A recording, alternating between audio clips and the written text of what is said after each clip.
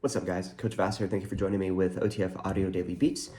As always, if you're new to them, thank you for tuning in and listening to me talk about these workouts. Hopefully you find value in them, helps improve your coaching to have a better awareness of what's going on prior. If you do find value, information is in the video description to support me. Appreciate all of you who have. It means a lot. We're going to dive into Monday, February 3rd. This will repeat on Wednesday, February 19th. We're going to see power on the treads, endurance on the rower, and power on the weight floor. As always, we'll go over a little bit of everything. Talk about the treads, rower, weight floor, 3G. Today you will need benches out, so just a heads up on that. Looking at the key concepts. For the treads, we're going to see 3 blocks. Total of 9 all-outs. As you move through each block, can you increase your all-out? For the rower, finish each round with a 400-meter row. Your goal is to maintain your intensity each time you are on the rower. And then on the floor, block 1, work with both sides of your body. Block 2, work the front side. In both blocks, it's all about power. All right. So as we go through this, we're looking at the treads, 3 blocks total. First block is the longest one, 8 minutes and 30 seconds. Then you're going to be 6 minutes and 45, and then a 5-minute block to finish up. Each block will start the same way. You have a buy-in push base, then you go into 3 all-outs. The all-out is the same duration within the block. You have a 1-minute walk recovery, 90-second walk recovery, and then 90-second walk recovery to transition into the next block, okay? Second block, same thing, push base, and then 45-second all-outs. Walk recoveries follow the same thing as before, so 1 minute, 90, 90. Third block, 30-second all-outs, 1 minute, 90-second walk recovery, and then, of course, the 90 seconds to rotate the transition to the floor and then get them set up. So block 1, longest one, it starts with the longest push and base, 90-second push, 90-second base. Prime the body before they go into their all-out, so it doesn't have to be anything fancy. Power walkers, 6% or greater. Joggers and runners, 1 or 2 over their base speed. People on the bike and strider, Bob and Sally, looking for at least 3 gears over the base. We should see heart rate trend upward, maybe tap into that orange about a minute to 75 seconds in before they start pulling back into their base. 90 seconds of base should be plenty of time for them to kind of cruise and smooth out and mentally prepare for that first all-out, which will be 1 minute. The goal here is to increase the all-out intensity, but it is unique in the sense that members are able to get back to base when ready. So this is a workout where, even though it's a power day, I know there are members out there who absolutely refuse to take the walk recoveries. Cool. Take the walk recovery, just 5 to 10, 15 seconds, and then get back to base. If you do that, let's try to increase the all-out. What you'll notice, hopefully, is an increased all-out. They will need to take a longer walk before they could get back to base, which is kind of what the point is. They will get a longer walk recovery after the second all-out. So, they have the 1 minute all out, 1 minute walk, 90 walk recovery after that second all out. And then when they go into the third all out, they have the 1 minute all out, 90 seconds, get back to base when you're ready, and then start block 2. Okay. Block 2, not going to go much into detail about it, but it's basically the same, but now the push and base are a minute. 45-second all out should obviously be at a much higher intensity than the 1 minute from block 1. So at the very least, start with what they finished, build off of that, or just start even higher. And then the third block, 30 push, 30 base, and then 30-second all outs. And then same thing, 30-second all out. It should be substantially more than the 45. So at least start with that best 45 and continue to build, or just start above it to begin with and keep going up. Hopefully members will be responsive and take those walk recoveries, allow those heart rates to come down. Analogy that I heard that I love is the idea of emptying out the glass of water during the all-outs, and then you're filling it back up during the walk recovery. The longer you walk, the more time you have to put more water in, which means there's more to dump out. So if you get back to base right away, it's like you're, closing off the stream. So let the water run, fill it up, then take off. Now, when we look at the rowers and weight floor, block 1 is just the weight floor, 8 minutes and 30 seconds. We're going to see 3 movements back to back to back, unload, load, explode. Strap, bridge row, bench, bird dog, low row, and then the bench bridge with the shoulders on the bench with an explosive tempo. So the bridge row, obviously you have isometric hold through the hamstrings and glutes while you are doing the actual upper body pull. Then you load up the row motion with the bench bird dog low row. They're gonna do 8 on each side, a little bit of core stabilization there, and then go heavy with the bench bridge, but explosive tempo. So quick on the way up, and then 1, 2, 3 as they lower their hips down. Try to make sure emphasis is on keeping the weight on the heels of their feet as they drive their hips up, to elicit the most like recruitment of the hamstrings and glutes. They'll do all 3 movements, rest, and then they have a stand-in high to low chop.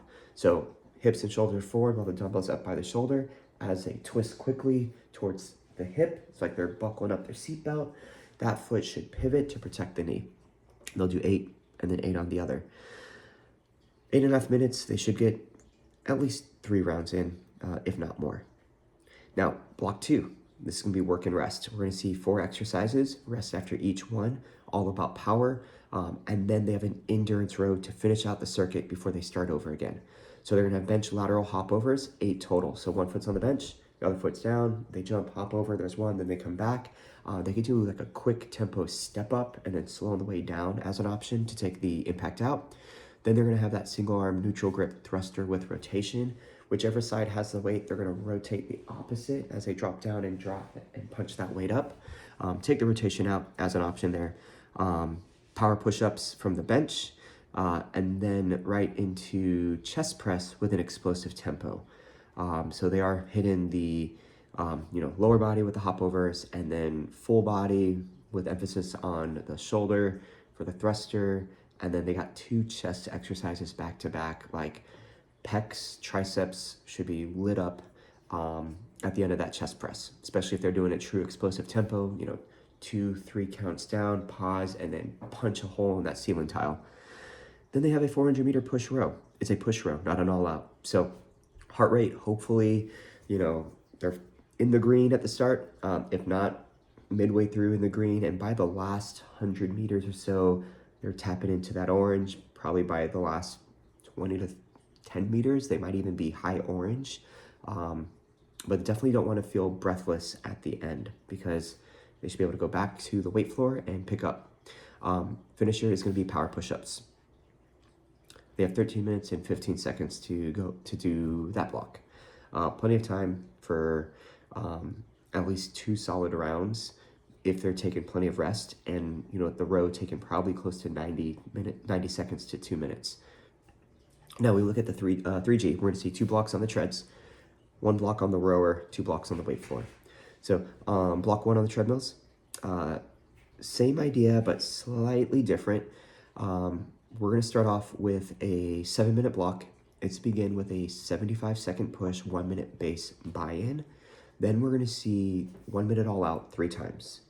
The big difference here compared to the 2G, the walk recoveries are substantially shorter. So 1 minute all out, 45-second walk recovery, get back to base when they're ready. Most people probably won't, simply because they just did just over 3 minutes of work, and a 45-second walk is probably not enough for them to get back to base when they're ready, but then they hit that 1 minute all out. Then they have 1 minute to walk, get back to base when they're ready. That one, you might have people getting back to base. Then they hit their 3rd all out. After the 3rd all out, now they have 90 seconds to walk, get back to base when they're ready, and then we begin block 2. Block 2, the push will actually decrease, the base stays the same. So it's a 1 minute push, 1 minute base now for the buy-in. All outs, walk recoveries will follow the same format as block 1, but it'll be 45-second all outs, and then 45 walk recovery, 45 all out, 1 minute walk, and then the final 45 all out.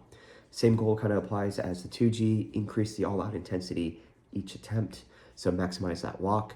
They don't have to get back to base, it's not the goal. The goal is improving on the all outs.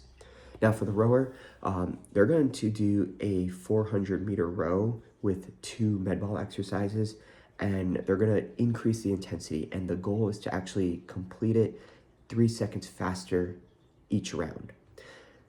Knowing that, split time will be a very good metric for people to kind of follow along and gauge progress for this one. So for that 400 meter base row, hopefully they stay at the base split time. The next row, try to hold a split time 1 to 2 seconds under, and that should shave about 3 seconds off their total time. And then just kind of follow that progression every round. Every round, kind of take off another 1 to 2 seconds off the split time, and they should be able to finish that much faster. The med ball exercises, we'll see single leg tricep extension. So they're on 1 foot, balanced, 8 reps, switch your legs, do another 8 reps. And then they squat hold, and then the rainbow, the shoulder press side to side, 8 total there, so 4 per side. And then they're back to the row. Every round, increase intensity, distance stays the same. So improvement on the leg drive to generate more power. And then they finish with a 45 all out. I got 14.5 minutes for that one. On the weight floor, 2 blocks here. First block is the unload, load, explode from the 2G. So bridge row, bench bird dog, low row, and then bench bridge with the explosive tempo. They rest, they do it again. They have 7 minutes.